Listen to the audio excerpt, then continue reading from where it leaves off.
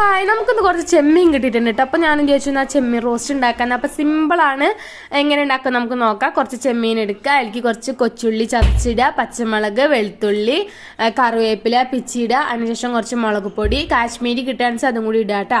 മഞ്ഞൾപ്പൊടി, മുളക് പൊടി, കുരുമുളക് പൊടി, ഉപ്പ്, കുറച്ച് വെളിച്ചെണ്ണയും കൂടി തൂക്കിയിട്ട് നന്നായിട്ട് കൈകൊണ്ട് മിക്സ് ചെയ്യാൻ ശേഷം കുറച്ചും കൂടി വെള്ളം ഒഴിച്ചിട്ട് ഒരു 1/2-3 മണിക്കൂർ റെസ്റ്റ് ചെയ്യാൻ വെക്കുക.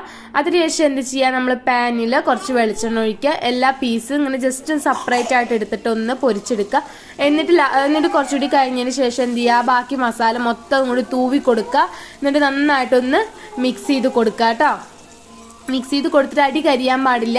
കരിയുമ്പോഴത്തേനും എന്ത് ചെയ്യണം, തുറന്നതിന് ശേഷം കുറച്ചും കൂടി വെള്ളം ഒന്ന് പാർന്നിട്ട് നന്നായിട്ടൊന്ന് ഇളക്കി കൊടുക്കണം കേട്ടോ.